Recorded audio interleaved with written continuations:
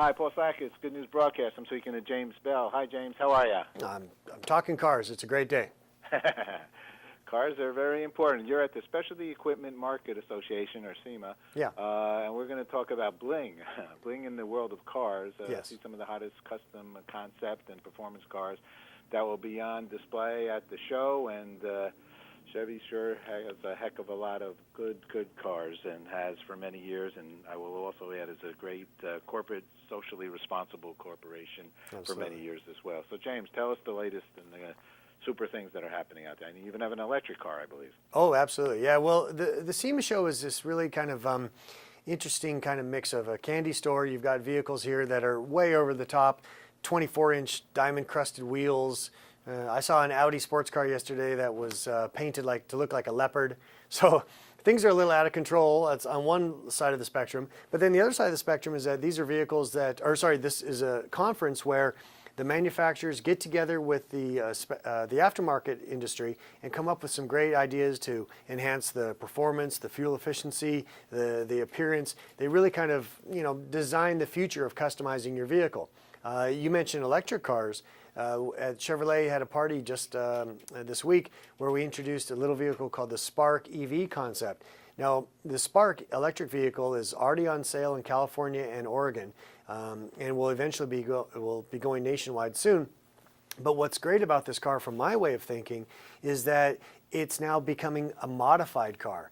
Most people think electric cars, they think maybe the Prius or a hybrid or something like that. But now you've got electrified vehicles, which don't even know what gasoline is for, but they can be tuned, usually in a software upgrade, so it's something that's very simple and inexpensive to do, and turn a sedate little, economy car, in this case, into an absolute fire-breathing dragon. So it's a lot of fun, and it kind of shows how the industry is changing, not only from the kind of fuels we're going to be using, but also how we can customize them and make them even better.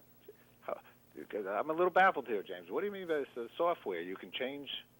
I mean, that's like a techie term. Well, and that's what it is. I mean, it's all about calibrations on how the electric motor is drawing energy from the battery pack on board. They're all little decisions that the car makers make before they release a car to the general public. But that's the whole point of SEMA and the aftermarket space, that maybe I want my car to brake a little bit better, or turn a little harder, or sound a little better. And change the exhaust, you've got that. Change the brakes, you've got that. And with electrified vehicles, if you want them to go faster, well, you can't add parts to the gasoline motor because there's no motor there, so you just have to make some software adjustments. And again, it's not something that you and I will do in our driveway, but it's something that you can take it back to the dealership and done for a very affordable price. Unbelievable. The old days with the points and plugs, right? Oh. You used to tweak them a little. Yeah, I remember those days, and I was awful at it. For the young generation, they're going to say, what are those things? Collector's items? Now they are, yes. Carburetor. What's a carburetor? Now, you have a great opportunity to, I guess, be with a lot of NASCAR royalty, I guess you could even call them. Who are you out there hobnobbing with? Give us the lowdown. Well, last night was a lot of fun because got a chance to hang out with Jeff Gordon a little bit. And the reason being is that he's is working with Chevrolet on a vehicle that's going to be introduced very soon called the Chevrolet SS. And now this is a vehicle that's the baseline, if you will, for the current NASCAR vehicle that Jeff races in every weekend. But now we've got a production version coming to the market again later this year. And Jeff kind of went into our design studio, made some adjustments on some coloring and some interior appointments, and that just kind of customized it. And it also, I would expect, has a little better sounding exhaust. So that was a lot of fun to hang out with him, talk cars with Jeff Gordon. That's a good night. And then later this week, I'm actually going to spend some time with Danica Patrick. She's going to take me out on the track.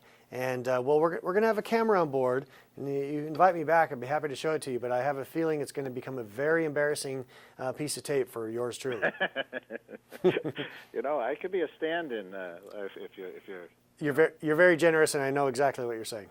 Okay, well, there we go on that one. I also met both of those people, and I know by far Jeff is a great do-good citizen too. He's out there with a lot of nonprofits, That's right. Speaking up and helping a lot of people. So that's good. We love when people are have that mindset as well. That's always been in the General Motors when even Lee Iacocca was way back there in the Statue of Liberty. So all kinds of things, right? I mean, your company is the American dream. Well, it's a company that's taken its bruises, but has come back very strong, and I think it's doing it, in very responsible ways. Introducing a vehicle like the Chevrolet Volt. I mean, this is a car that most people drive about 28 miles a day. This car will give you gasoline-free driving for the first 35 miles you drive. And then there's a small little gasoline engine on board for when you have to go past that line, when you're going to see grandma at Thanksgiving or something like that. So, I think there's a lot of great technologies that we're seeing from all over the industry to be much more responsible with our resources and how we go about building them as well. Okay, well, it's all good news. Thanks so much. James, let me ask you the last question here. What's good news for you? What's good news for me? I'm in Las Vegas and I'm playing with toy cars. Well, not toy cars, but car toys. So it's all good. Let me ask you one other question, just because. When you were a little boy, were you a car guy? Were you in high school a guy who loved cars? It hit me, as many other car guys do, with the Hot Wheels. I had an incredible collection, which I kept as clean as can be. And then 10 years old, Mom announces that there's going to be another baby in the house. I get a little brother. He completely massacred my collection. Yes, I'm still angry about that. And your first car, you took good care of it? My first car, I still have it. It's a 1966 Volkswagen Bus, which is about 95% restored right now, and I'm looking forward to introducing it to my daughter. Probably become her car too.